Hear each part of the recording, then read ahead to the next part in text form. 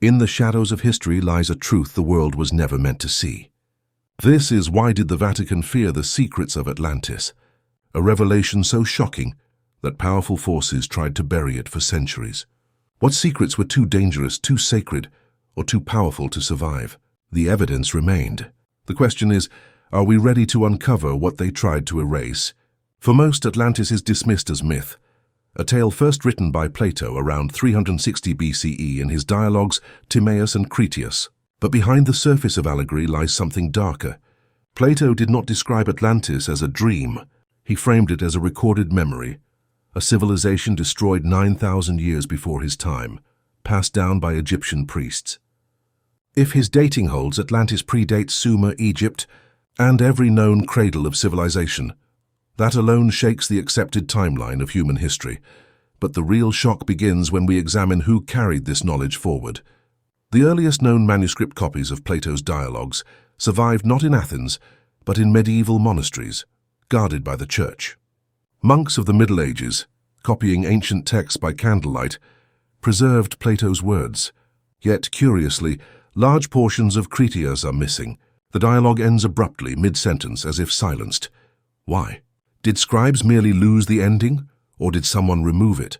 Fragments scattered through ancient commentaries suggest the missing passage contained geographical clues, descriptions of islands beyond the Pillars of Hercules, the Strait of Gibraltar, clues pointing to lands across the Atlantic, thousands of years before Columbus.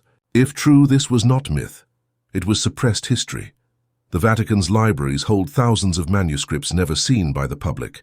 Scholars who gained brief access in the 20th century reported catalogues filled with ancient geographies, pre-Columbian maps, and commentaries on Plato that never reached mainstream academia. The Church preserved them but also controlled them. What could be so threatening about Plato's unfinished tale? One possibility lies in the sudden appearance of advanced knowledge during the European Renaissance. Renaissance scholars, including Marsilio Ficino and Giovanni Pico della Mirandola, were granted access to hidden texts. Within decades, Europe saw a revolution in cartography, astronomy, and engineering. Many of these breakthroughs drew directly on newly translated works of antiquity, but some knowledge seemed to leap beyond Greek and Roman precedent. Did fragments of Atlantean lore resurface, funneled quietly through monastic libraries? Adding fuel to the conspiracy, early Christian fathers like Augustine warned against pagan fables that glorified a world before Adam. Any suggestion of an advanced civilization predating the biblical timeline was heresy. To accept Atlantis as history was to admit humanity had risen and fallen long before Genesis. That meant sacred chronology itself was fragile. Yet the question lingers, why would the Vatican specifically fear Atlantis? Was it simply because it threatened biblical authority, or because fragments of truth survived that revealed forbidden knowledge about human origins? If Atlantis was real, then humanity's story is far older, far more advanced, and far more cyclical than we have been told. And if that knowledge was hidden in sacred vaults, the cover-up may not have been to protect faith, but to guard power. So, was Atlantis merely a myth that survived by accident, or a truth so dangerous that the world's most powerful religious institution fought to erase it? In the shadows of faith and empire, history became a battlefield. The story of Atlantis was not only a question of geography, it was a challenge to time itself. According to Plato, Atlantis fell nearly 12,000 years ago. Yet according to biblical chronology, drawn from the genealogies of the Old Testament, the world was barely 6,000 years old. That collision between mythic antiquity and sacred timeline created a dangerous tension that the Vatican could not ignore. Early church fathers understood the threat. St. Augustine, writing in the 5th century, directly addressed stories of civilizations older than Adam.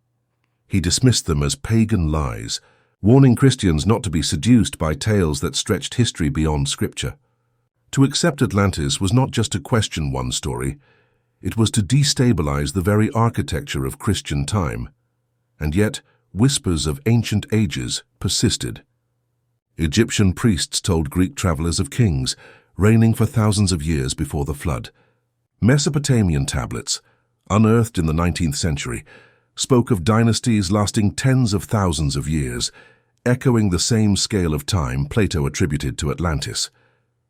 These records suggest humanity was building, inventing, and possibly falling long before the biblical narrative begins.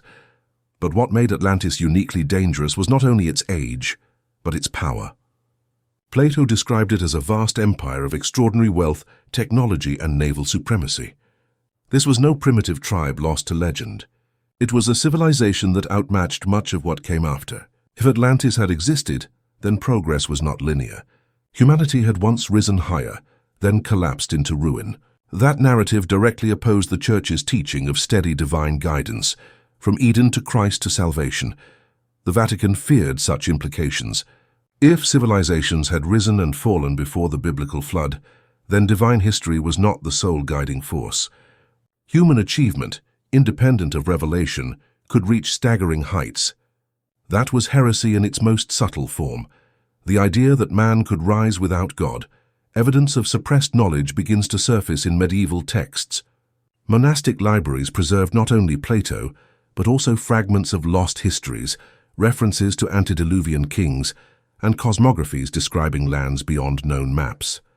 Scholars note the peculiar consistency. Documents hinting at civilizations before Noah's flood often disappeared, were denounced, or survived only in partial copies. The erasures were not random. They aligned with threats to sacred chronology. Meanwhile, explorers and cartographers from the 14th to 16th centuries began producing maps that seemed to know too much. The Piri Reis map of 1513, for instance, depicted the coastlines of South America and Antarctica with surprising accuracy, centuries before modern surveying. Some scholars suggest the source material was ancient. Could fragments of Atlantean knowledge, hidden in archives, have filtered into Renaissance hands? The clash was no longer between myth and faith. It was between evidence and control. The Church could not allow Atlantis to stand as real history. To admit its existence meant admitting the Bible's timeline was incomplete, perhaps even false. So we must ask, was Atlantis erased because it never existed, or because its survival would have forced the Vatican to rewrite the very calendar of creation itself? If Atlantis truly threatened the foundations of faith, then the place where its echoes might still survive is the Vatican itself. For centuries, the Vatican's secret archives, recently rebranded as the Apostolic Archive, have remained the most guarded collection of documents in the world. Spanning over 85 kilometers of shelving, its vaults contain texts few eyes have ever seen.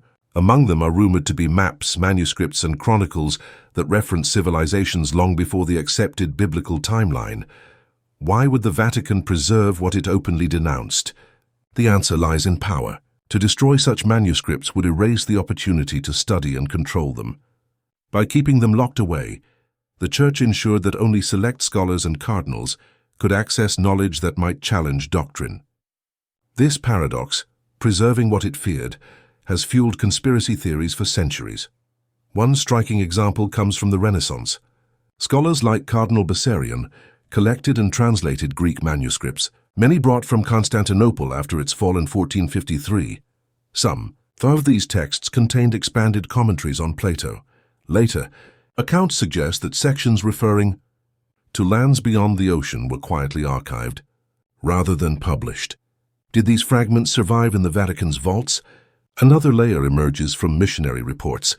Jesuit priests traveling through the Americas in the 16th and 17th centuries wrote accounts of native traditions describing great floods, sunken kingdoms, and ancestral lands swallowed by the sea. Some of these reports were filed directly to Rome, bypassing colonial governors.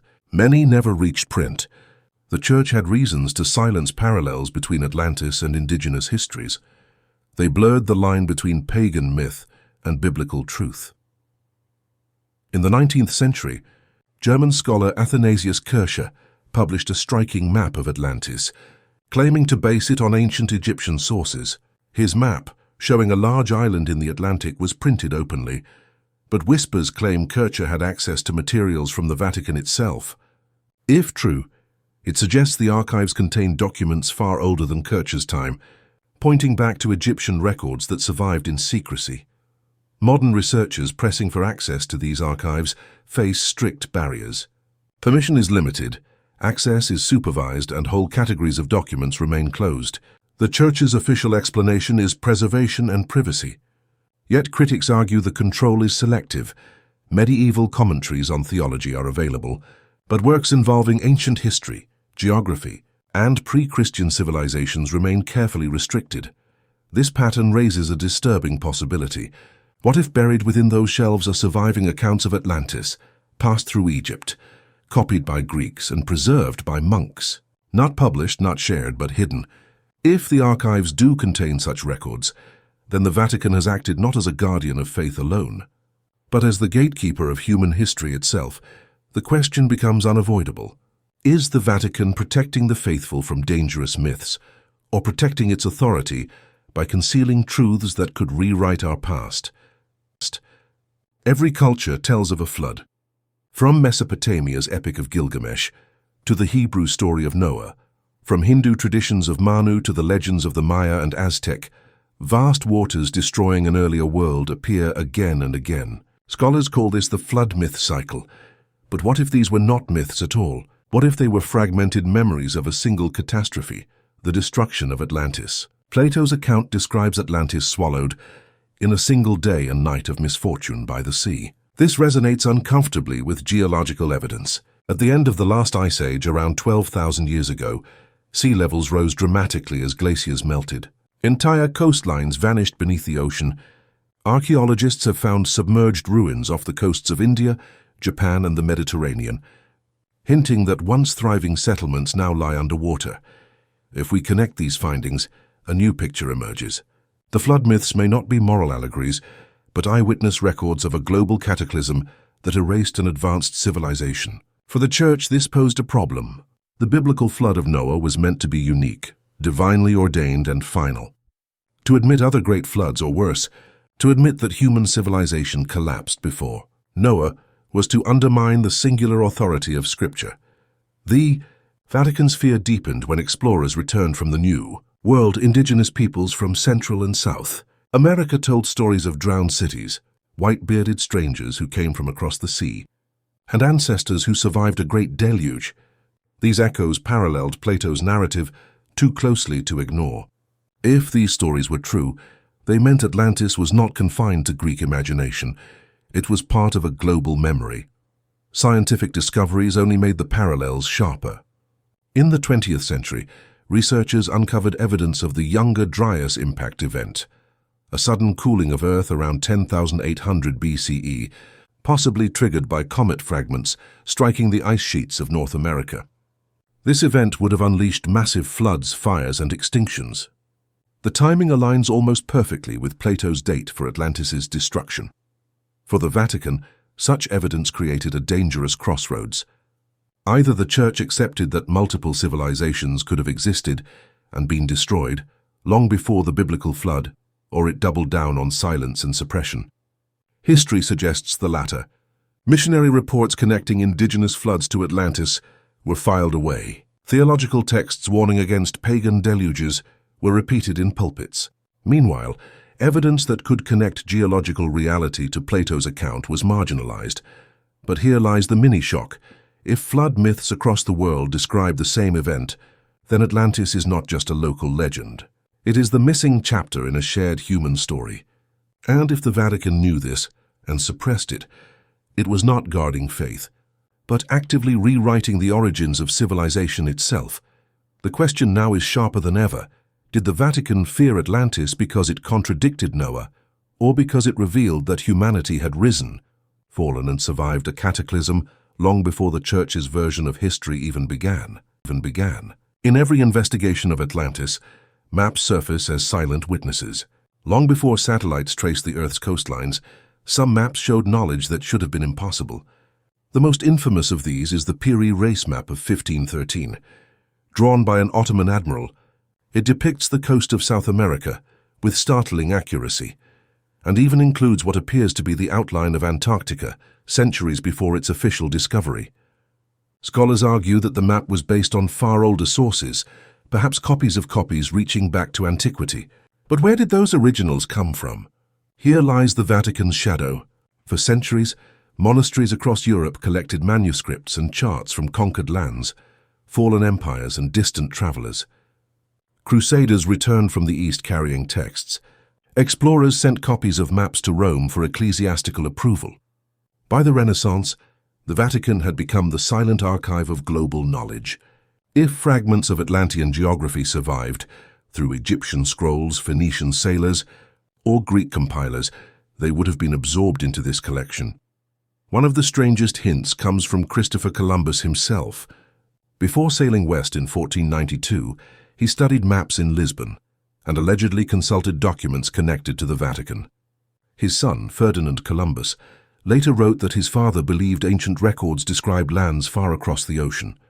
Was Columbus guided not only by speculation, but by whispers of Atlantean geography preserved in church-controlled archives? The suspicion grows stronger when we consider the portolan charts of the 14th and 15th centuries. These maps, used by Mediterranean sailors, show coastlines and distances with astonishing precision, far beyond the abilities of medieval navigation. Some scholars argue they must have been based on older, highly advanced surveys. Could these be the last echoes of Atlantean cartography, filtered through hidden sources? The Church's control of knowledge was not passive. During the Age of Discovery, explorers were often required to report their findings directly to ecclesiastical authorities. Maps were copied, stored, and sometimes censored before public release. This selective gatekeeping meant the Vatican could shape not only theology, but geography, deciding what the world was allowed to know about itself. The implication is chilling. If ancient maps pointing to pre-Columbian knowledge of the Americas, or even Antarctica, were preserved, then Atlantis was more than myth. It was part of a suppressed historical record. And if such records survived, their existence threatened both the Church's narrative of creation and its monopoly on truth. So we face another provocative question. Were explorers truly discovering a new world, or rediscovering lands already known to an ancient civilization, whose knowledge was hidden away by the very institution claiming to guide humanity's soul? Plato insisted his account of Atlantis did not begin in Greece but in Egypt. According to him, the story was passed down to Solon, one of Athens' great lawgivers, during his travels to the city of Sais in the 6th century BCE. There, Egyptian priests told him of a mighty civilization that had existed 9,000 years earlier, a civilization destroyed in cataclysm. Solon carried the tale back to Greece, and from him it eventually reached Plato. Why Egypt? Because Egypt's own historical memory stretched further back than Greece's. The priests claimed to have records inscribed on temple walls and papyri that told of ages long before the biblical flood. These included dynasties of semi-divine rulers and catastrophic floods that reshaped the earth. To the Greeks, such timelines were astonishing. To the early church, they were intolerable.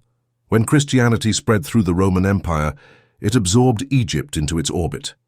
With the rise of the Coptic Church and later the domination of Catholic authority, vast quantities of Egyptian texts were destroyed, hidden, or absorbed into ecclesiastical collections. Temples were converted, papyri confiscated. If any records of Atlantis had survived in Egypt, they would almost certainly have passed into the hands of church authorities. Hints of this survival appear in later writings. During the Renaissance, translations of the Hermetica, Egyptian Greek mystical texts, flooded Europe. These works spoke of lost ages, primordial wisdom, and cycles of destruction. The Church tolerated their publication only reluctantly, and often condemned them as dangerous. Yet scholars such as Ficino and Bruno mined these texts for hidden truths. Many believed they contained veiled references to civilizations destroyed in floods, Atlantis by another name. Modern archaeology has uncovered further connections. Off the coast of Alexandria lies the drowned city of Heraklion, swallowed by the sea in antiquity. Its rediscovery in the 21st century proved that entire Egyptian cities could vanish beneath the waves. If Egyptian tradition recalled such destructions, perhaps their memory of Atlantis was not allegory but history. The Vatican's fear becomes clear. If Atlantis survived in Egyptian memory, then it predated both Moses and Genesis. That meant Egyptian priests, not Hebrew patriarchs, held the oldest record of human history. To admit this would destabilize the biblical narrative at its root. Even more unsettling are the parallels between Egyptian myths and Atlantis. The god Thoth was said to have brought civilization after a flood, teaching writing, astronomy, and law. In Plato's account, the survivors of Atlantis scattered knowledge across the world. Two traditions separated by form, pointing to the same idea, advanced wisdom carried forward from a sunken age. This convergence forces a direct question.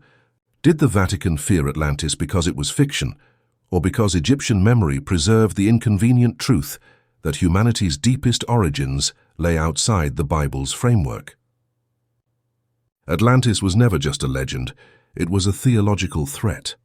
To the Catholic Church, every claim about lost civilizations and ancient cycles collided with doctrine. The Church's narrative was linear: creation, fall, redemption, salvation. Atlantis introduced something cyclical: rise, fall, rise again. That meant history was not uniquely guided by God, but subject to forces of nature and human will. From the earliest centuries, church authorities sharpened their defenses. Councils were convened to root out dangerous fables. Texts that spoke of pre-Adamic ages or civilizations before Noah were either burned or labeled heresy. By the Middle Ages, clerics warned against vanitas fabulae, vain tales, meant to seduce the faithful. Atlantis, by its very structure, fit perfectly into this forbidden category. The Inquisition extended this vigilance. Across Europe, scholars who speculated on antediluvian civilizations risked censure or worse. Ideas connecting the biblical flood with other cultural deluges were treated as subversive. To suggest that Greeks, Egyptians, or even pagans might have preserved a more complete memory of the past than Scripture itself was an accusation of undermining faith. Heresy trials made examples of thinkers who strayed too far into Atlantean speculation. Yet paradoxically, the Church itself safeguarded knowledge behind locked doors. The Vatican collected texts from defeated heretics, confiscated manuscripts, and absorbed the libraries of dissolved monasteries. This accumulation created a controlled monopoly.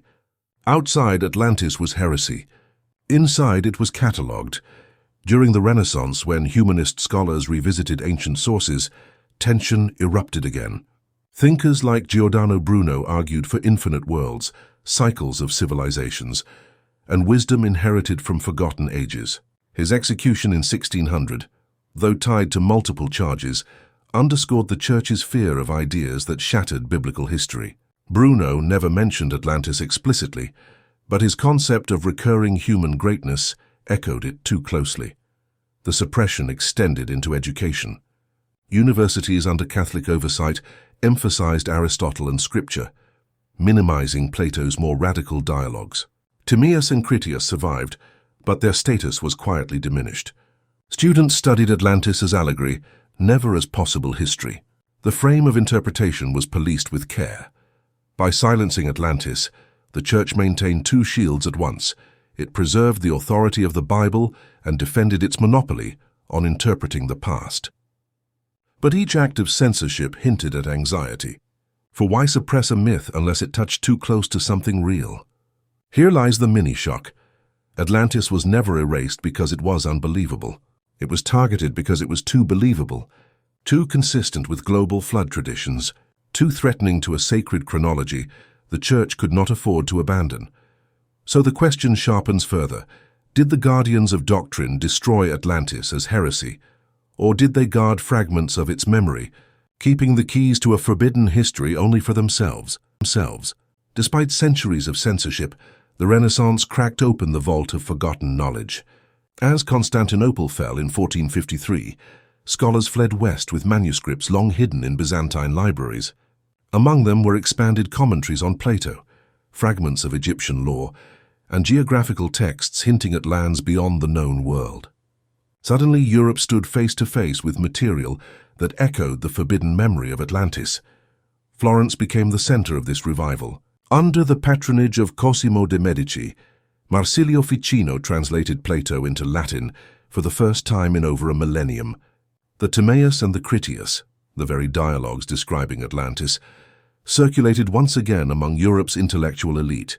Ficino himself was cautious, but the shock spread. Here was a tale of a sunken empire, written not as poetry but as sober history.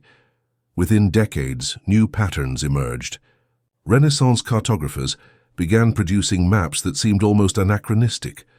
Detailed coastlines, Knowledge of currents, hints of southern lands not yet discovered. These maps, many say, were not inventions but rediscoveries drawn from older sources. If Atlantis had truly existed, its echoes may have filtered through these mysterious charts. The Church noticed. Even as it sponsored art and scholarship, it tightened its grip on interpretation. Atlantis was framed as allegory, a moral warning against hubris, nothing more. But the whispers were harder to silence. Intellectuals such as Francis Bacon in the 17th century drew on Atlantis to describe utopian visions of science and progress. To them, Atlantis symbolized not myth but lost technology, a greatness humanity might regain. The Vatican, meanwhile, maintained selective secrecy. Certain manuscripts from Byzantium entered its archives, but were never published. Reports from missionaries in the Americas, describing flood myths and sunken cities that paralleled Plato's story, were filed but not circulated. What the public received was filtered, carefully stripped of dangerous connections. The Renaissance therefore created a paradox. On the surface, the Church embraced classical revival. Beneath it feared the uncontainable spread of ideas pointing to an age before Genesis. If Atlantis were more than myth, then the foundations of the biblical timeline crumbled. And worse, it suggested that human civilization could advance without divine sanction, even surpassing what the Church called the modern age. The mini-shock lies here. Atlantis re-emerged not because the Church revealed it, but because fragments escaped through scholars, maps, and travelers. The Vatican could not stop the leak. It could only disguise it. So we must ask, was the Renaissance a rebirth of knowledge, or the moment when suppressed truths about humanity's forgotten past slipped through the Church's weakening grip? By the 16th century, the Catholic Church faced a new challenge, its own missionaries. The Jesuit order, founded in 1540, became the intellectual arm of Catholic expansion. Jesuits traveled to the Americas, Africa, India, and China, recording cultures with remarkable precision. But in their reports, patterns emerged that alarmed Rome. From Mexico to Peru, Jesuits documented flood legends strikingly similar to Plato's Atlantis. Nahua traditions spoke of a world drowned in water, after which survivors rebuilt civilization. The Maya described an ancestral homeland lost beneath the sea. The Inca recalled Viracocha, a bearded figure who appeared after a great deluge teaching law and architecture. For missionaries steeped in Plato, these stories were impossible to ignore. Some Jesuits went further. In South America, reports mention ruins of vast stone cities, Machu Picchu, Sacsayhuaman, Tiwanaku, that seemed beyond the abilities of the peoples living there when the Spanish arrived. Missionaries asked whether these might be remnants of a pre-flood civilization, a chilling echo of Plato's empire across the Atlantic. In China, Jesuits encountered another problem. Ancient Chinese records described catastrophic floods and lost dynasties reaching back thousands of years, predating Noah's flood.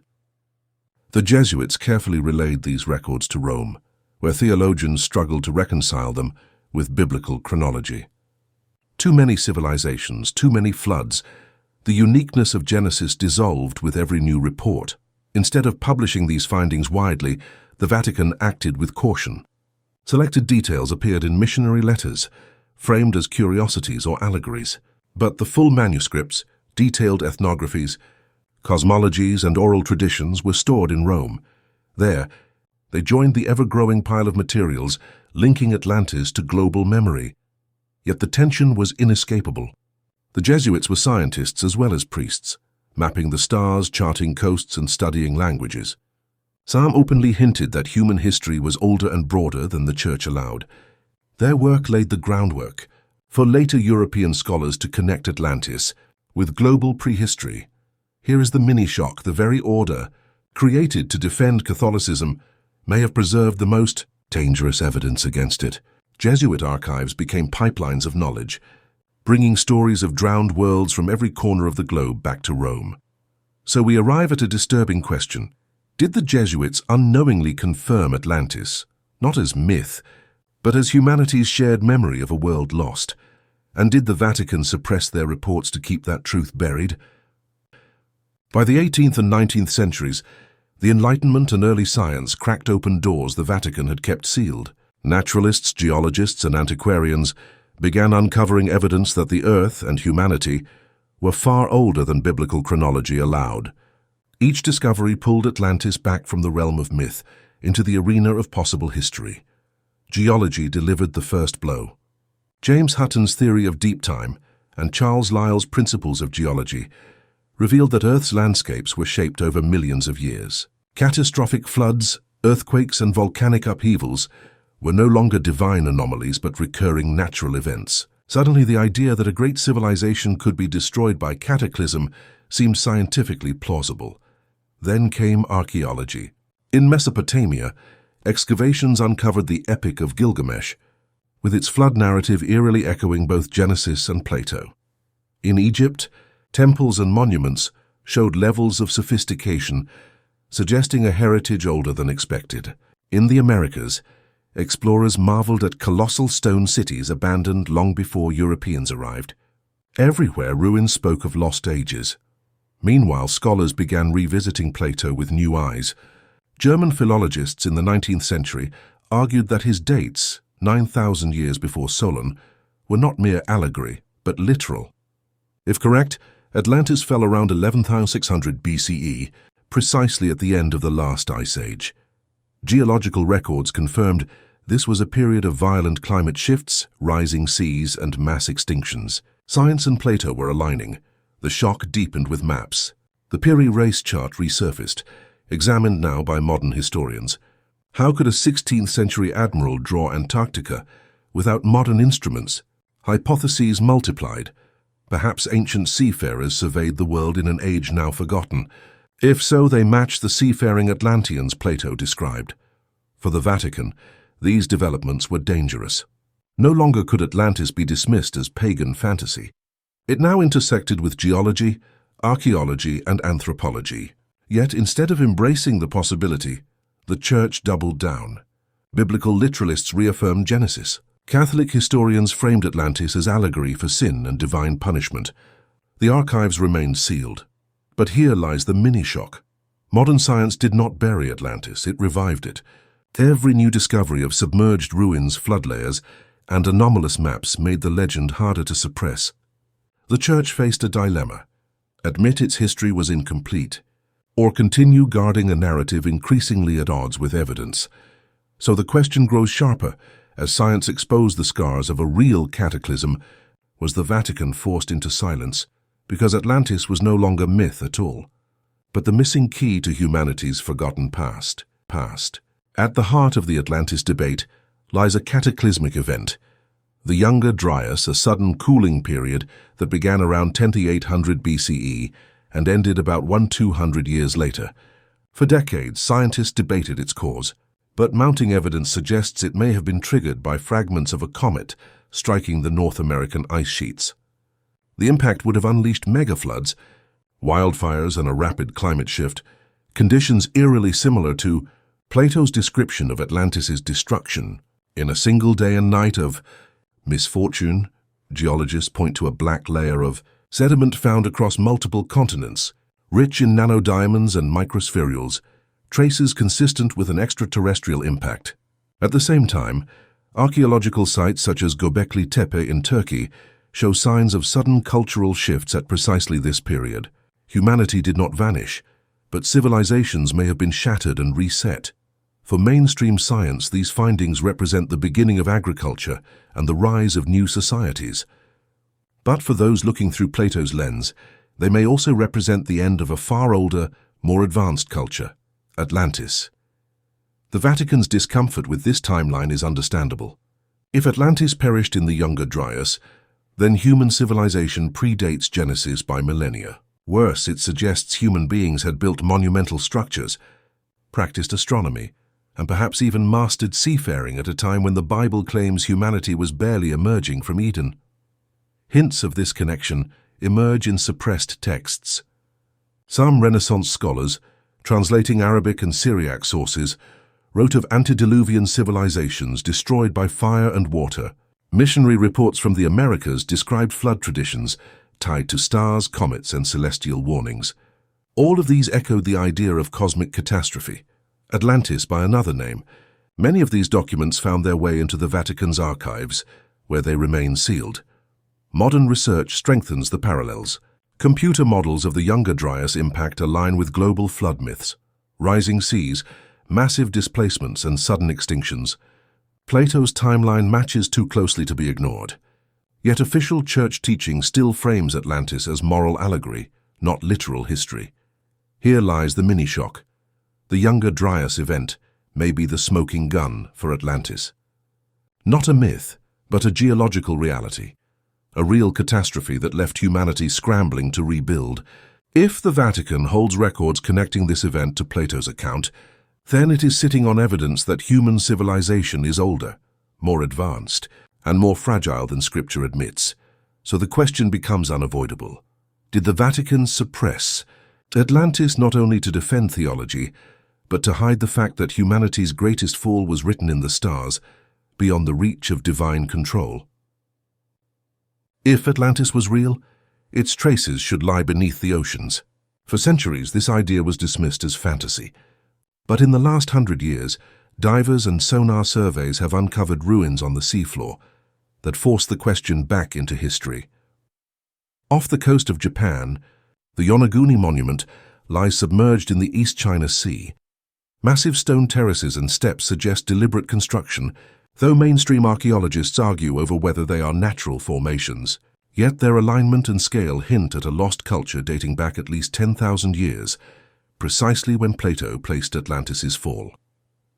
In India, divers near the Gulf of Cumberland discovered structures buried under silt, including walls, grids, and artifacts that carbon date to 9,000 years ago.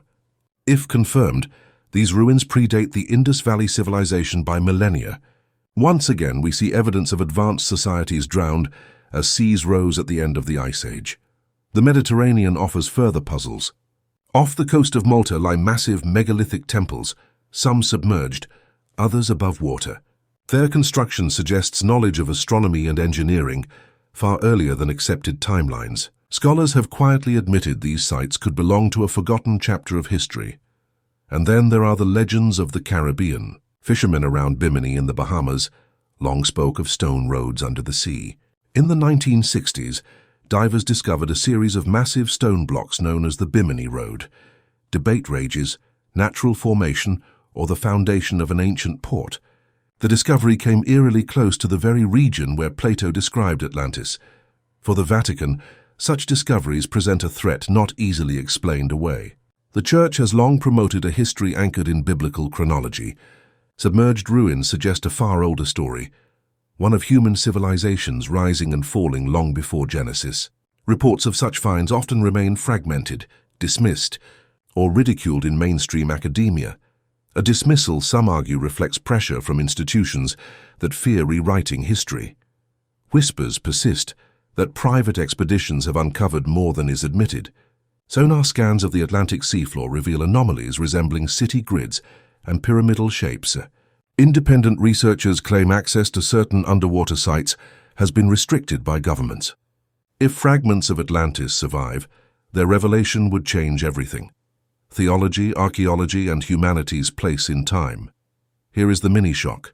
The ocean floor may already hold proof of Atlantis. The ruins are there, drowned but not erased. If the Vatican knows of these discoveries, and if documents in its archives confirm the connections, then concealment is no longer about faith alone. It is about controlling the narrative of human origins. So we must confront the next question. Is Atlantis truly lost, or has it already been found, its ruins buried under both seawater and centuries of silence? The debate over Atlantis has always hinged on a deeper struggle. Who controls knowledge? In the medieval and early modern world, the Vatican positioned itself as the gatekeeper of truth, both sacred and secular. This control extended far beyond theology. It determined what histories were copied, what maps were circulated, and what discoveries were allowed into public awareness. Throughout Europe, the Church sanctioned the scriptoria of monasteries. Here scribes copied ancient texts, but not indiscriminately. Works deemed heretical or destabilizing were altered, redacted, or suppressed. Plato's Timaeus survived, but Critias, where Atlantis' story was meant to continue, remains incomplete. Scholars have long debated, was the manuscript simply lost or deliberately silenced? The gap benefits doctrine. Their full, detailed account of Atlantis might have been harder to dismiss as allegory. The architects of knowledge also included the censors. The Index Librorum Prohibitorum, the Church's list of forbidden books, targeted works that questioned biblical chronology. Texts suggesting cycles of civilizations, vast antiquity, or catastrophic floods were placed under suspicion. Some authors circulated their ideas in code or allegory, disguising dangerous history as philosophy or utopia. Renaissance humanists navigated this minefield. Figures like Pico della Mirandola and Tommaso Campanella hinted at pre-flood wisdom, embedding references in mystical or symbolic language. Francis Bacon's New Atlantis offered a veiled blueprint for scientific progress, disguised as fiction. Yet even these works faced scrutiny, and authors risked imprisonment or worse for suggesting knowledge older than Scripture. The Vatican's power lay not only in censorship, but in preservation. The so-called secret archives were not hidden to destroy knowledge, but to contain it. This paradox is crucial. Heretical texts were preserved precisely because they were dangerous. A lost map, a drowned city, a chronicle of civilizations before Noah, such evidence, if revealed, could fracture the faithful. Better to keep it under lock and key, available only to the initiated. The Enlightenment began to erode this monopoly. Scholars outside ecclesiastical control compared myths, mapped geological strata, and excavated ruins. Each discovery chipped away at the Vatican's constructed timeline. Yet even then, the suspicion remained. The Church still possessed documents unknown to the public, records that could rewrite prehistory if released. Here is the mini-shock. Atlantis may not be a lost city, but a lost archive. Its memory survives less in stone beneath the sea than in manuscripts sealed beneath Rome. If these texts describe civilizations shattered by flood, then humanity's forgotten history has been hidden, not by accident, but by design.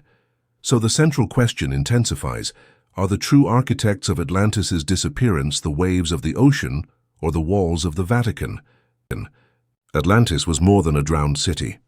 To ancient thinkers, it represented a cycle. Civilizations rise, civilizations fall, and the pattern repeats. Plato framed Atlantis as a warning: hubris leads to destruction. But in esoteric traditions, Atlantis was not the first great age, nor the last. Humanity, they believed, passes through endless cycles of creation and ruin. This idea echoes across cultures. Hindu cosmology describes the yugas, vast cycles where empires rise and collapse. The Maya conceived of successive suns, each destroyed by flood, fire, or darkness. Egyptian texts speak of earlier dynasties of semi-divine rulers, whose reigns ended in cataclysm. These are not isolated myths. They form a shared memory of repetition, a rhythm of destruction built into human history.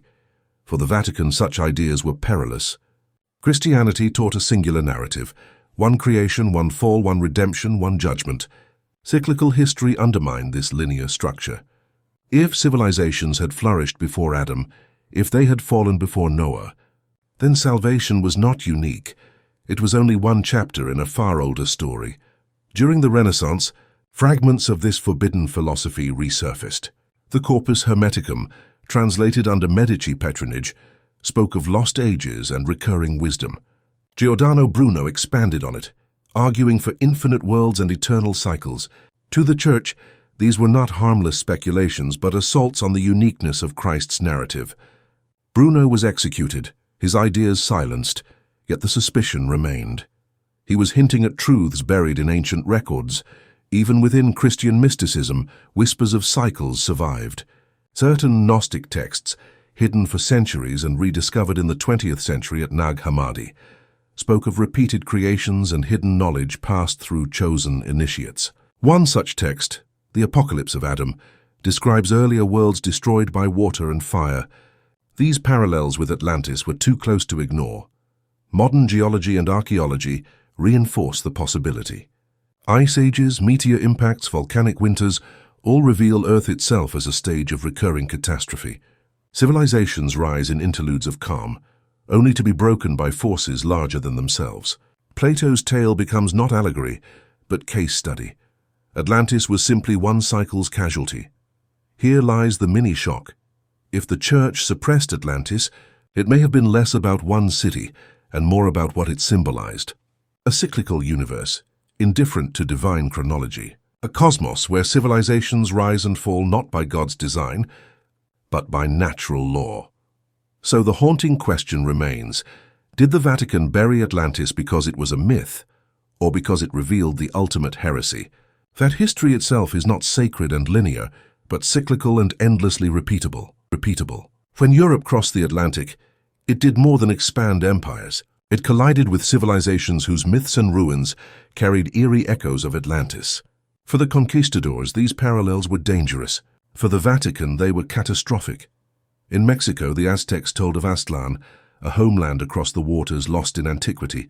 In the Yucatan, the Maya described an island kingdom swallowed by the sea, its survivors spreading across the land. In Peru, the Inca spoke of Viracocha, a bearded teacher god who appeared after a great flood, instructing humanity in arts and laws. These accounts were not vague legends.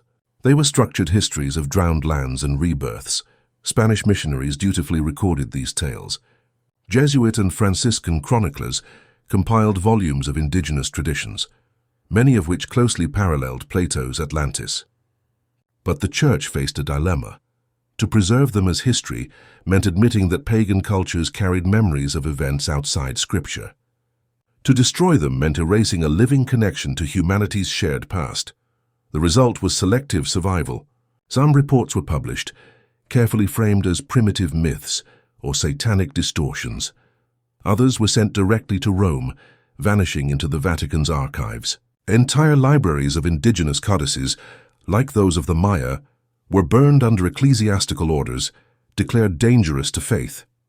What knowledge of drowned worlds perished in those flames can never be known, but the ruins remained. The stepped pyramids of Teotihuacan, the megaliths of Sacsayhuaman, the Nazca lines etched into the desert, structures so vast and sophisticated they forced Europeans to ask how such works could have been built. To some they looked like fragments of an Atlantean inheritance, advanced geometry, astronomy and engineering rising from cultures scarred by flood legends. As the Enlightenment unfolded, comparisons grew bolder. Scholars in Europe began linking the New World's myths with Plato's Atlantis. Could the Americas themselves be the remnants of that lost continent? Was the New World actually the oldest world rediscovered? For the Vatican, such questions were intolerable. They undermined the doctrine of Noah's unique flood, blurred the boundaries between biblical and pagan revelation, and hinted at a history in which the Church was not the sole guardian of truth. Here lies the mini-shock. The discovery of the Americas did not weaken the case for Atlantis. It strengthened it. Myths, ruins, and traditions on the far side of the ocean aligned too perfectly with Plato's account. So the pressing question becomes, did the Vatican suppress the indigenous voices of the Americas not merely to enforce conversion, but to bury their testimony of Atlantis? A testimony that threatened to expose a history far older, deeper and more universal than Genesis allowed. Where myths could be tolerated, books could not. The arrival of Europeans in the Americas triggered one of the most aggressive campaigns of cultural erasure in human history. Indigenous manuscripts, codices painstakingly written on bark, cloth, or deerskin, contained astronomy, history, and origin stories stretching back millennia.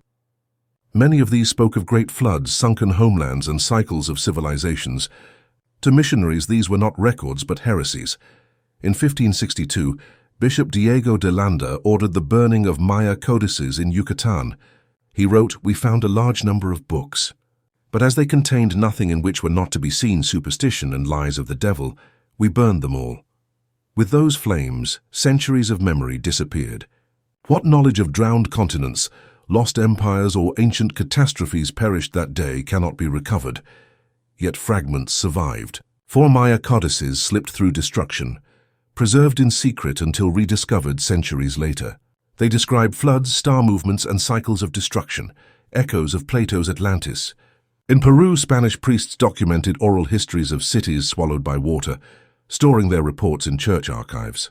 In North America, Jesuits noted tribal stories of migrations from drowned lands, tales often dismissed as fables, but preserved nonetheless. The Vatican became the silent collector of these testimonies. Reports flowed back to Rome, classified as missionary correspondence. Few were ever printed. Those that were released to scholars in Europe were stripped of their cultural weight, reduced to curiosities that confirmed the universality of Noah's flood. The possibility that they confirmed Atlantis was carefully excluded. But destruction was not limited to the Americas. Across the world, the pattern repeated. In Egypt, Coptic texts that contradicted Genesis were suppressed. In Mesopotamia, tablets suggesting dynasties stretching tens of thousands of years were ignored or stored away. Wherever memory pointed to cycles of civilization, the Church moved to burn, bury, or reinterpret. This is the hidden tragedy. Atlantis may not have been erased by nature alone. It was erased deliberately, through the destruction of records that remembered it. Fire, censorship, and silence became tools of control. Here is the mini-shock. The greatest loss of Atlantean knowledge may not have occurred in a single night of catastrophe, but in centuries of calculated suppression. The Church, by burning codices and hoarding manuscripts, ensured that fragments of humanity's drowned history would never reach the public. So the question sharpens once more. Did Atlantis sink only beneath the sea? Or did it also sink beneath fire and ash, destroyed not by water, but by human hands determined to bury its memory forever? When outright destruction was not possible, the Vatican deployed a subtler weapon: reinterpretation. Dangerous histories were not erased but reframed, transformed into allegories that neutralized their power. Atlantis became the prime victim of this strategy. Plato's account described a real empire with dates, geography, and political structure. Yet by the Middle Ages and into the Renaissance, church scholars insisted it was only a moral parable, a symbolic warning about human pride. By redefining Atlantis as allegory, they blunted its historical edge. A drowned empire became a sermon against arrogance. A geological cataclysm became divine punishment. History was converted into theology. This tactic extended beyond Atlantis. Flood myths from around the world were recast as distortions of Noah's story.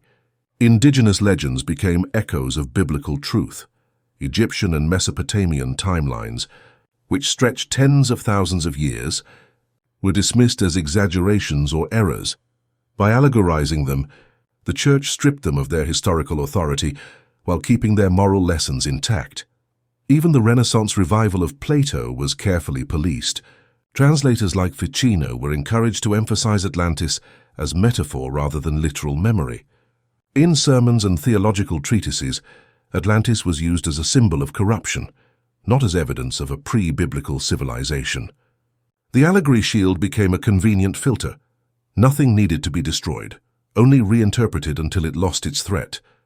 But cracks showed. Scholars outside ecclesiastical control began questioning why Plato provided such specific details, names, locations, measurements, if Atlantis were mere fable. Why did global myths align so closely with his account? Why did geological evidence match his timeline? The allegory argument, though powerful, grew weaker under the weight of accumulating evidence. Still, the Church clung to it. Allegory allowed control. If Atlantis was symbolic, then it posed no threat to Genesis. If it was literal, it shattered the biblical timeline. By keeping it in the realm of metaphor, the Vatican protected doctrine without admitting suppression. Here lies the mini-shock. Allegory itself was a mask.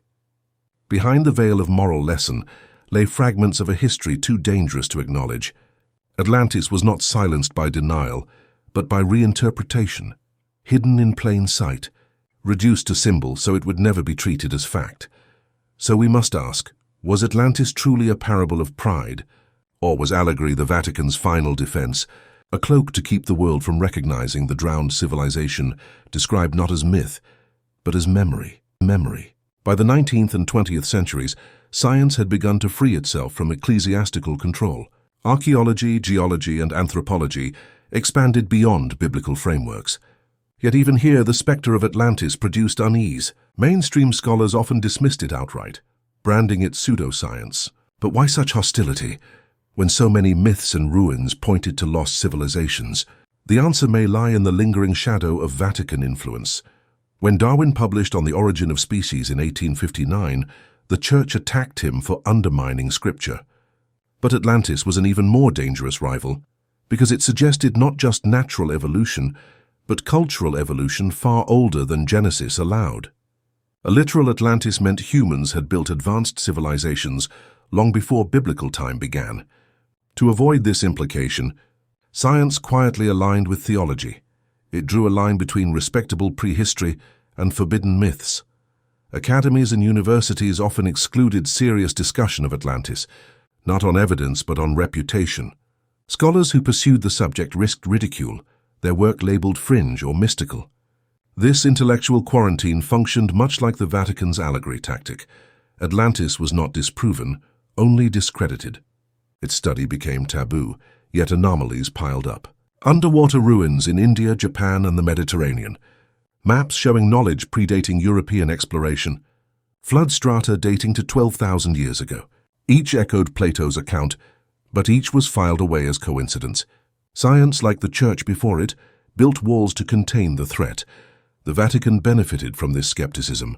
As long as academia dismissed Atlantis, the church's silence went unnoticed. Its archives remained closed, its manuscripts unread, shielded by the assumption that Atlantis was fantasy. The conspiracy did not require destruction. It required mockery. By making Atlantis a joke, the danger was neutralized. But here lies the mini-shock. The silence of scientists may not be entirely secular. The institutional hostility toward Atlantis mirrors centuries of ecclesiastical suppression. Both treated it not as evidence to test, but as a threat to contain. The line between faith and science blurred, united by a shared fear that humanity's story is far older, more advanced, and more cyclical than either doctrine or Darwin admitted. So the question deepens, is Atlantis ignored because it lacks evidence, or because its evidence, if accepted, would force both religion and science to admit that human civilization has fallen before, and could fall again? Deep beneath Vatican City lies a labyrinth few will ever see, the Apostolic Archive, once known as the Secret Archive. Stretching across nearly 100 kilometers of shelving, it holds manuscripts spanning millennia. Popes, emperors, missionaries, and inquisitors all contributed to this repository. And among its sealed volumes, some believe, rest the most dangerous texts ever written, records that tie directly to Atlantis. The Vatican denies such holdings, claiming the archive is a purely administrative collection. Yet the restrictions speak louder than the explanations. Scholars may request access to specific documents, but entire categories remain forbidden. Missionary correspondence detailing indigenous histories, papal notes on ancient geographies, and confiscated manuscripts deemed heretical. These are precisely the sources that could confirm memories of drowned worlds. Whispers of what lies inside persist. Renaissance cardinals wrote of manuscripts describing lands beyond the ocean that never saw the light of day. Jesuit reports from the Americas, filled with parallels to Atlantis, were filed directly to Rome. Even maps, confiscated during the Age of Discovery, are said to remain locked in vaults. The archives preserve knowledge not to share it, but to control it. Occasional leaks fuel suspicion. In the 19th century, a few scholars allowed brief glimpses, reported references to antediluvian kings and sunken islands in obscure catalogues. In the 20th century, rumors spread of documents describing ancient cataclysms, paralleling both Plato and flood myths worldwide. None of these claims were confirmed, yet none were disproven either. Silence itself became the most powerful answer. For the Vatican, the logic is clear. If Atlantis were proven real, if manuscripts, maps, or testimonies in their vaults aligned with archaeology, it would unravel the Church's historical monopoly. The Bible would stand not as the sole record of humanity's origins, but as one fragment among many. Atlantis would become a rival revelation. Here is the mini-shock. The greatest repository of evidence for Atlantis may not lie beneath the sea, but beneath Rome. A lost city in the ocean may be unreachable, but lost truths in shelves of parchment and papyrus are very much within human grasp.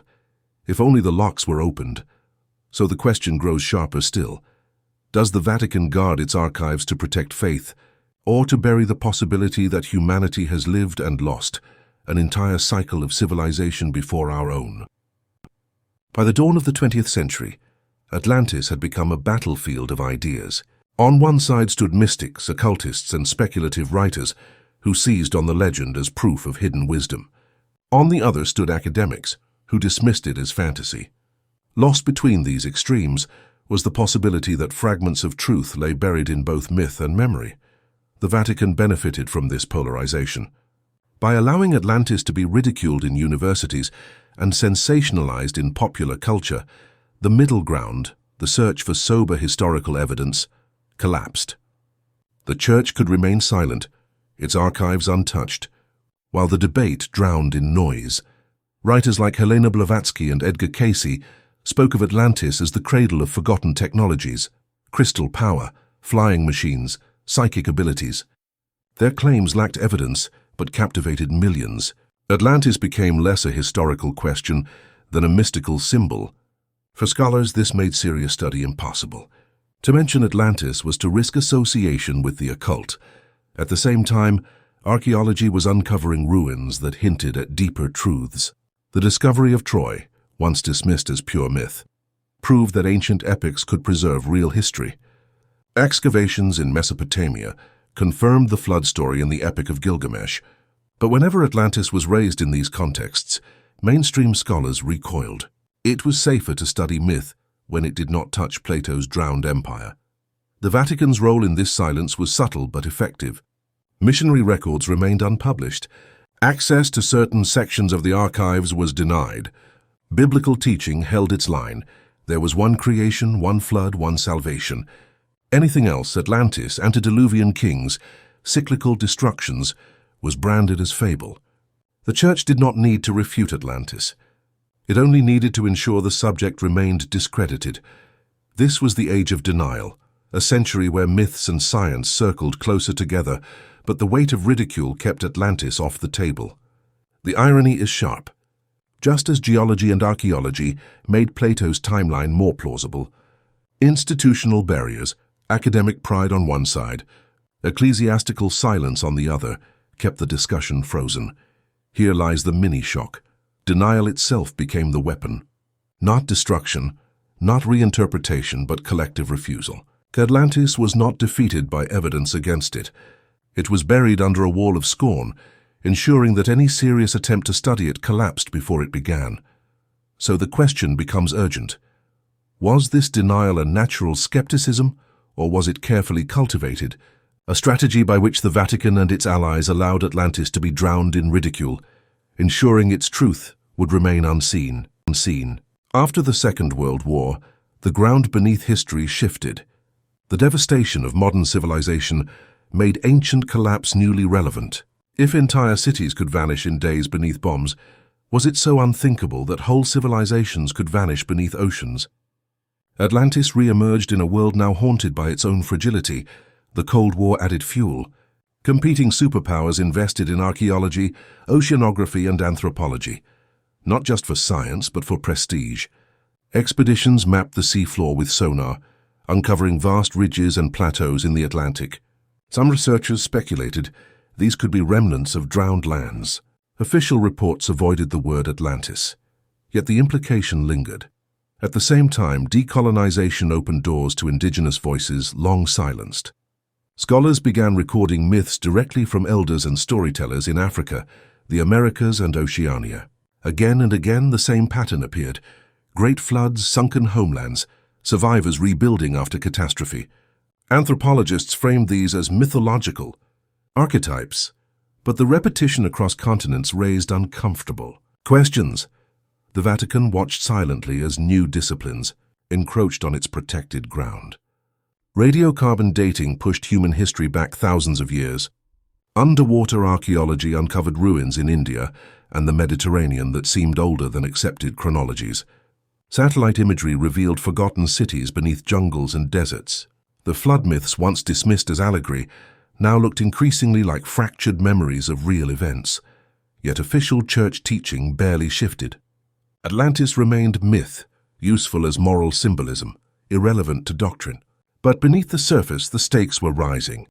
If science proved civilizations had thrived and collapsed long before the biblical flood, then Genesis no longer stood as the first chapter of human history. The Vatican's silence, once defensive, began to look strategic. Meanwhile, alternative thinkers gained traction.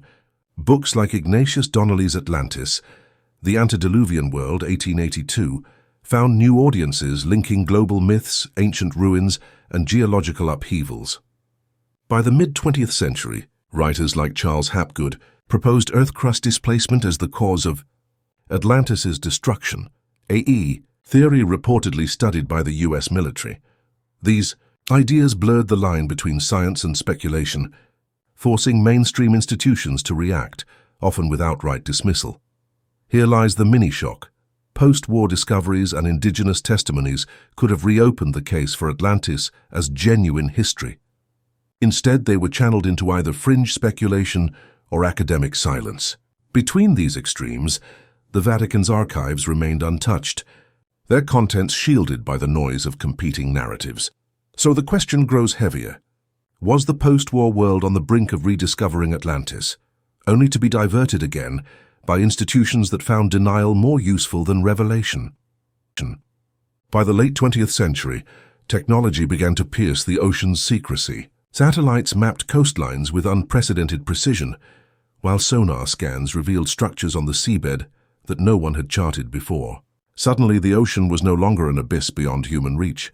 It became a database of hidden history. In 1968, divers in the Bahamas stumbled upon what became known as the Bimini Road, a massive alignment of rectangular stone blocks beneath the waves. Some geologists insisted the formation was natural, but others pointed to its deliberate layout, suggesting an ancient harbor or road.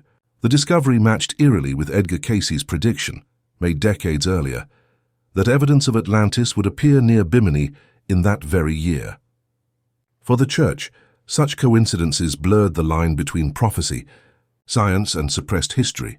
Elsewhere, sonar surveys off Cuba in the 1990s revealed geometric shapes, grids, pyramidal forms, possible city layouts, at depth suggesting they had been submerged for thousands of years. Reports briefly surfaced in the media before vanishing into silence. Some speculated that political tensions and institutional pressures buried the findings as quickly as they appeared. In India, in the Gulf of Kambat, underwater explorations uncovered what appeared to be city ruins, complete with walls, streets, and artifacts carbon-dated to nearly 9,000 years ago. If validated, this would rewrite the history of civilization, placing advanced societies thousands of years before Mesopotamia. The Vatican remained silent. Official archaeology treated the finds with skepticism, but the dates aligned disturbingly well with Plato's account of Atlantis's destruction. The rise of satellite imagery added more anomalies. Researchers identified massive stone alignments beneath shallow waters near Spain, the Azores, and the Mediterranean. Though often dismissed as natural geology, the shapes resembled harbor walls, roads, and plazas. Each discovery whispered the same possibility. Fragments of a drowned world were scattered across the seas. Why did the Vatican not engage? Because every discovery chipped at its narrative foundation. If civilizations older than Genesis thrived, if ruins confirmed Plato's timeline, then the biblical flood was no longer singular. It was one catastrophe among many. The Church's authority as guardian of humanity's origins would erode. Silence became safer than acknowledgement. Here is the mini-shock. With satellites and sonar, Atlantis shifted from legend to a matter of data. The ruins are not hidden in myth alone. They appear on screens, maps, and charts.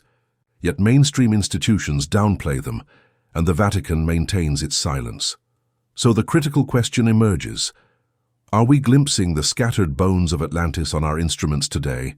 And if so, is the Vatican's silence an admission that the lost empire was never a myth, but a reality drowned twice, first by water, then by secrecy?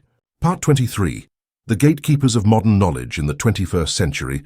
Knowledge no longer flows solely through monasteries or universities.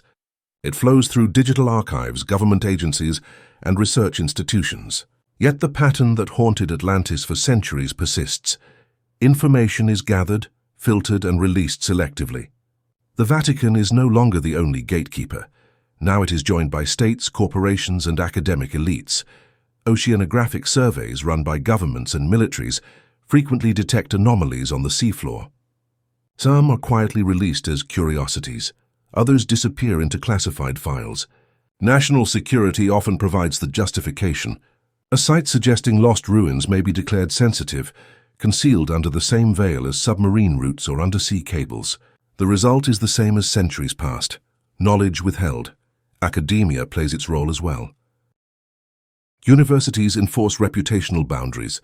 To publish serious work on Atlantis is to risk exile from the professional community. Grant funding disappears. Tenure is threatened, careers collapse. Scholars learn quickly that some questions cannot be asked, even when data demands it. Thus, Atlantis remains quarantined outside respectable discourse, relegated to fringe researchers and amateurs. The Vatican, meanwhile, maintains its older role with quiet efficiency. Its archives are still restricted, its curators still gatekeepers.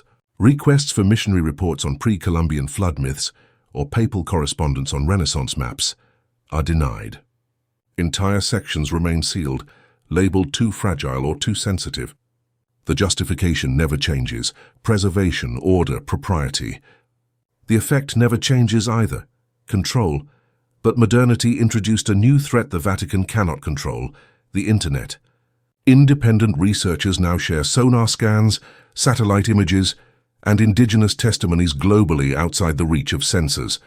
Whispers of sunken ruins spread in forums and digital communities. For every dismissal by academia, hundreds of alternative voices amplify. The Church cannot burn this library, for it can only ignore it. Here lies the mini-shock. Though centuries have passed, the structure of suppression has not changed. Atlantis is still fenced off, not by fire and inquisition, but by ridicule, bureaucracy, and classification. Whether through Vatican vaults, government secrecy, or academic scorn, the result is identical. The lost history of humanity remains in shadow, so the question sharpens once more. Do today's gatekeepers conceal Atlantis out of ignorance, or are they continuing the same ancient strategy, inherited from the Vatican, to guard truths too dangerous for the world to confront? In the 21st century, knowledge no longer flows solely through monasteries or universities. It flows through digital archives, government agencies, and research institutions. Yet the pattern that haunted Atlantis for centuries persists. Information is gathered, filtered, and released selectively. The Vatican is no longer the only gatekeeper. Now it is joined by states, corporations, and academic elites. Oceanographic surveys, run by governments and militaries, frequently detect anomalies on the seafloor. Some are quietly released as curiosities. Others disappear into classified files. National security often provides the justification. A site suggesting lost ruins may be declared sensitive, concealed under the same veil as submarine routes or undersea cables. The result is the same as centuries past. Knowledge withheld. Academia plays its role as well. Universities enforce reputational boundaries. To publish serious work on Atlantis is to risk exile from the professional community. Grant funding disappears. Tenure is threatened. Careers collapse. Scholars learn quickly that some questions cannot be asked, even when data demands it. Thus, Atlantis remains quarantined outside respectable discourse, relegated to fringe researchers and amateurs. The Vatican, meanwhile, maintains its older role with quiet efficiency.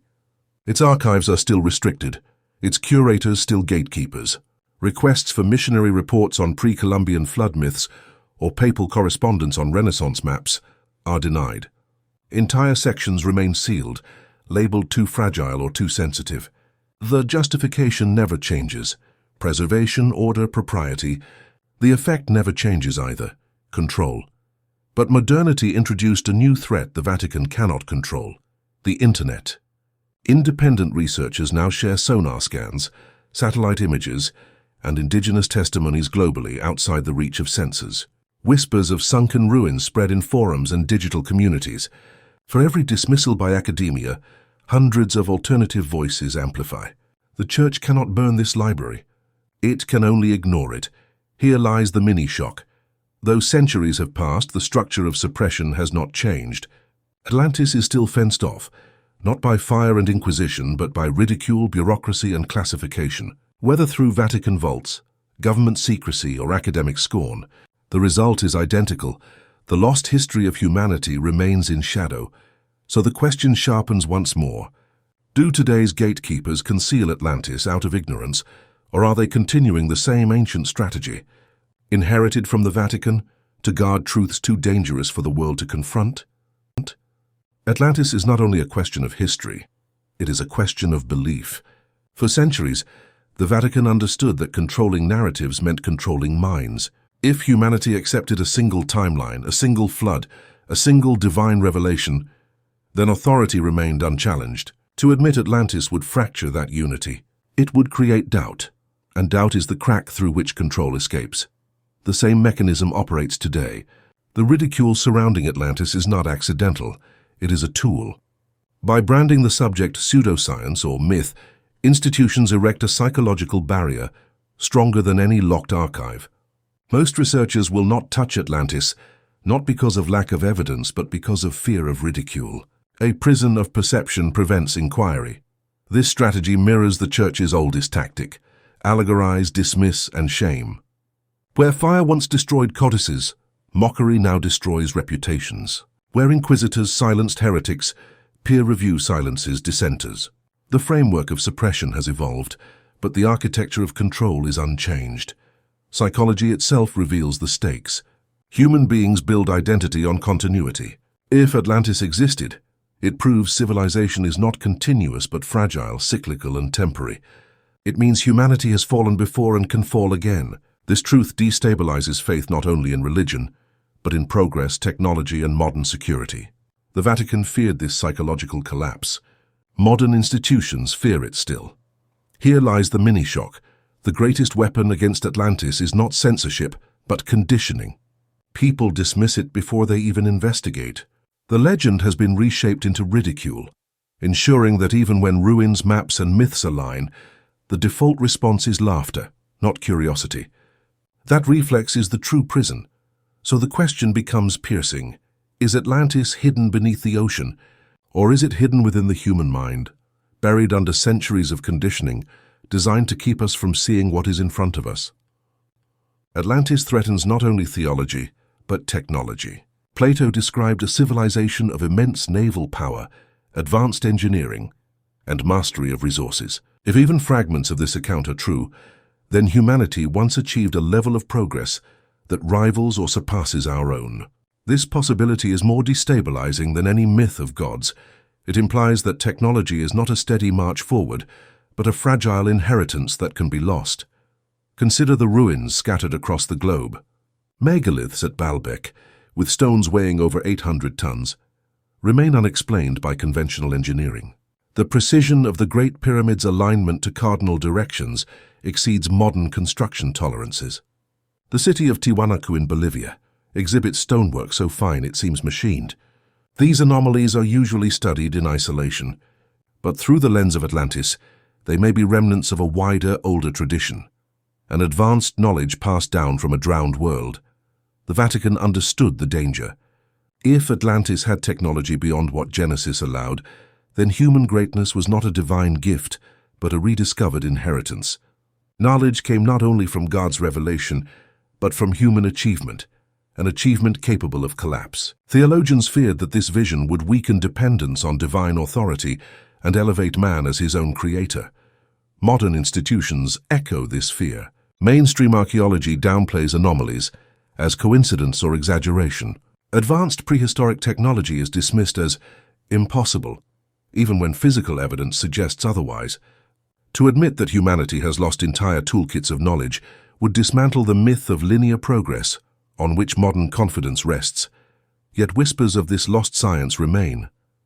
Ancient texts speak of fire from the sky, machines that flew, weapons of thunder.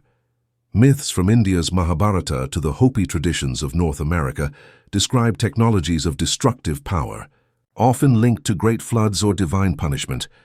These are too consistent, too widespread to dismiss as invention. Here lies the mini-shock. If Atlantis possessed advanced knowledge, then what we call modern is not unprecedented, but recycled. Civilization may not be on a singular ascent, but in a fragile cycle of discovery and loss. Each rise ends in collapse, and each collapse buries technologies we struggle to imagine. So the question becomes unavoidable. Did the Vatican bury Atlantis not because it was myth, but because it remembered too much? Technologies and powers that revealed humanity is not progressing into greatness, but stumbling through repeated rises and falls, forever forgetting what came before. Plato's story of Atlantis is not only political or geographical, it is astronomical. Hidden within his description are patterns that scholars have long overlooked, cycles of stars, alignments of planets, and numbers that point to celestial time. For ancient civilizations, astronomy was not a science apart from history. It was history. The sky recorded the rhythm of rises and falls. Atlantis, said Plato, fell 9,000 years before Solon. Modern astronomy reveals that this date, roughly 11,600 years ago, aligns with a great cosmic shift, the end of the Younger Dryas. In that period, Earth's axial precession shifted the stars. Catastrophe in the heavens mirrored catastrophe on Earth. Plato's myth may in fact encode astronomical data disguised as narrative. Other traditions confirm this pattern. The Egyptians built temples aligned with Sirius and Orion, linking dynasties to stellar cycles. The Maya tracked the precession of Venus, timing their world ages by celestial markers. The Dogon of Mali preserved knowledge of Sirius's binary star system, impossible without advanced observation. Across the globe, myths of floods and fires appear tied to astronomical conjunctions. For the Vatican, this was intolerable. Christianity severed history from the stars. Time was no longer cyclical, bound to precession, but linear, bound to salvation. To admit that civilizations rose and fell with the heavens was to undermine divine providence. Astronomy was reduced to a tool for calendars, stripped of its role as cosmic recorder of past ages. Yet suppressed texts hint at the survival of this knowledge. The Hermetic tradition speaks of as above, so below, the belief that Earth's fate reflects the heavens. Gnostic writings echo the same theme. Civilizations perish when cosmic cycles turn. These ideas were hunted as heresy, but fragments survived, many absorbed into Vatican vaults. Modern science circles back to the same point. The Earth bears scars of comet impacts, solar outbursts, and magnetic reversals, each capable of ending civilizations. Ancient myths describing fire from the sky and waters rising with the stars may not be allegory but coded records of astronomical catastrophe. Here lies the mini-shock. Atlantis may not have been remembered as a city alone, but as a time marker, a symbol of the last great cycle's end, encoded in myth, so survivors could warn the future. The Vatican's suppression ensured humanity forgot the code.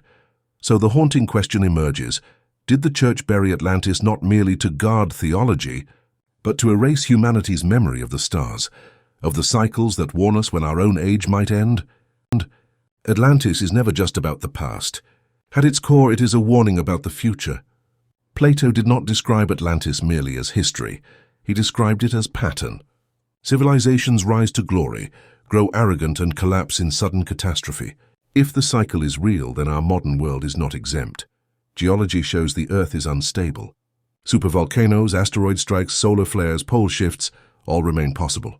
Climate change adds another layer, rising seas, violent storms, shifting patterns that echo the upheavals at the end of the Ice Age.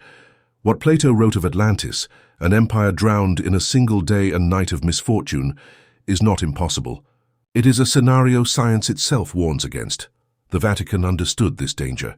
To teach that civilizations fall by natural law, not divine will, is to admit that no power, no church, no empire is eternal. Suppressing Atlantis was not only about protecting Genesis, it was about protecting authority. If people knew that collapse was cyclical, they might lose faith in institutions claiming permanence. Modern parallels are chilling. Our technology makes us proud but also vulnerable. Global supply chains can break in days. Cities depend on fragile grids. A single asteroid, a single nuclear exchange, a single system-wide failure could erase our modern Atlantis in less time than Plato described. The myth begins to look less like memory and more like prophecy, and yet echoes of warning remain embedded in myth. The Hopi speak of worlds destroyed in fire and water. Hindu texts describe successive ages, each ending in devastation. Norse sagas tell of Ragnarok, the final collapse. These are not scattered fantasies. They are survival manuals, encoded memories of cycles repeating. Here lies the mini-shock. Atlantis may not have been preserved as history at all, but as a warning. A marker telling us that hubris brings collapse, and that catastrophe strikes when forgotten. The Vatican, by burying the story, buried the warning. Humanity was left blind to its own fragility. So the final question sharpens into urgency. If Atlantis fell because it ignored the signs of its own destruction, are we now repeating its mistake, blinded by the same pride while those who know remain silent? If Atlantis truly fell, then its story did not vanish with the waves. Survivors would have carried fragments of memory across the world, seeding myths, technologies, and traditions in distant lands. This possibility transforms Atlantis from a singular empire into a dispersed legacy. The ruins are gone, but the whispers remain. Plato himself hinted at this. He wrote that after the cataclysm, survivors spread knowledge of agriculture, astronomy, and governance to less advanced peoples. Echoes of this narrative appear globally. In Mesoamerica, Quetzalcoatl arrives from across the sea, a bearded figure teaching law and architecture. In Peru, Viracocha emerges after the flood, civilizing the Andes. In Mesopotamia, Oannes rises from the waters to instruct humanity in writing and science. These are not isolated myths. They are parallel accounts of culture bearers, fragments of a drowned inheritance. Even in Egypt, the roots of civilization appear abruptly. Around 3000 BCE, monumental architecture, writing, and astronomy emerge almost fully formed. Mainstream archaeology calls this sudden development. Through the Atlantis lens, it may represent knowledge carried by survivors of an older world. The Vatican understood the danger of this narrative. If indigenous myths, Egyptian origins, and Mesopotamian accounts all pointed to the same catastrophe, then the Bible's claim to unique revelation weakened. Instead of one divine lineage, humanity possessed multiple memories of a shared collapse. The Church's solution was simple: absorb what could be harmonized with Scripture and suppress what could not. Modern anthropology finds the survivor pattern hard to dismiss. Diffusionist theories, once ridiculed, note striking similarities between distant civilizations, pyramids in Egypt and Mesoamerica, flood myths from Asia to the Americas, astronomical alignments in stone monuments across the globe. Coincidence is possible. Shared inheritance is plausible. Atlantis provides a framework that ties the fragments together. Here lies the mini-shock. The survivors of Atlantis may not have been forgotten. They may be the hidden ancestors behind the world's first great civilizations, remembered in distorted myths of gods and teachers. What we call independent invention might instead be the scattered pieces of a lost inheritance. So the haunting question remains: did the Vatican suppress Atlantis because it feared humanity would trace its civilizations not to divine creation, but to survivors of a world before, proving that we are not the beginning, but only the continuation of an older story? For centuries, the Vatican has denied Atlantis outright, relegating it to myth.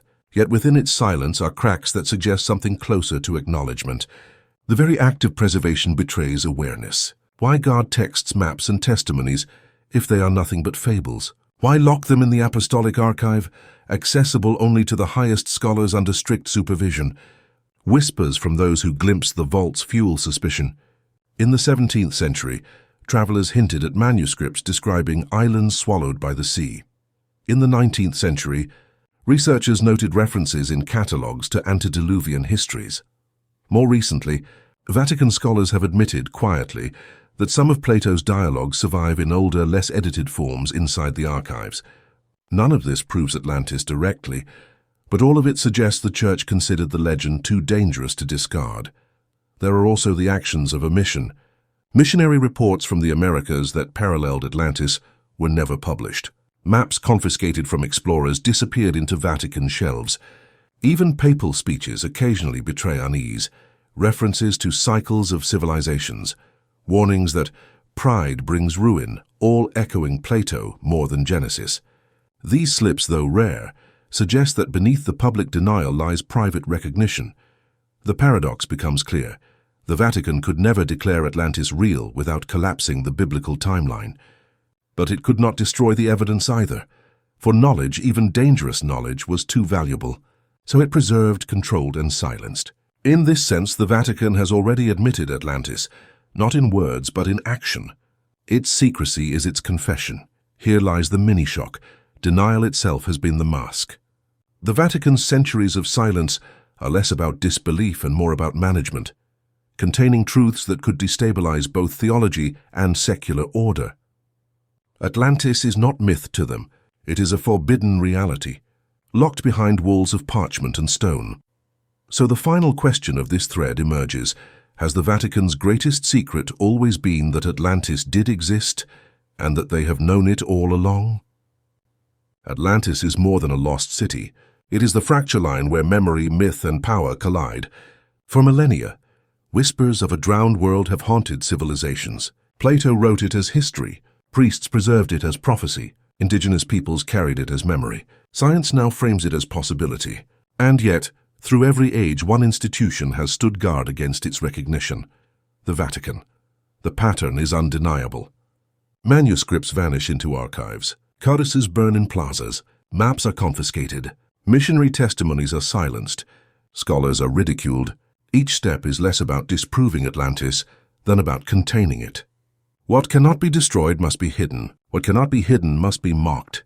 And still Atlantis survives, in ruins beneath the sea, in myths told by every culture, in geological scars marking sudden catastrophe, in astronomical cycles written into the stars. Its story resists erasure because it is not fantasy. It is memory, fragmented, distorted, but real. The Vatican's centuries of silence are themselves a kind of admission. Myths so carefully suppressed are never myths at all. For modern humanity, the danger is not whether Atlantis existed, it is whether we recognize its warning. Plato's tale is not just about a lost empire, it is about hubris, about civilizations forgetting their fragility. Atlantis fell because it believed itself eternal. Every empire since has carried the same illusion, including ours. Here lies the final shock. Atlantis may not be unique. It may be the last cycle's casualty, one among many forgotten ages. If so, we are not the pinnacle of human progress, but only the latest crest in a wave that always breaks. The Vatican buried this truth because it threatened their theology. Our world buries it because it threatens our pride. So the unfinished story remains. Atlantis is not only behind us, it is ahead of us. The real question is not whether it existed. The question is whether we will meet the same fate, blinded by the same arrogance, while the warnings lie locked in archives and drowned beneath the sea. If you've journeyed with us through the shadows of history and the secrets buried beneath faith and ocean alike, remember the story does not end here. Atlantis is not just a tale of the past, it is a mirror held up to the present. If this exploration challenged what you thought you knew, make sure to like this video, share it with others who hunger for hidden truths, and leave a comment with your thoughts. Do you believe Atlantis was real history, or only forbidden myth? Your voice keeps these investigations alive.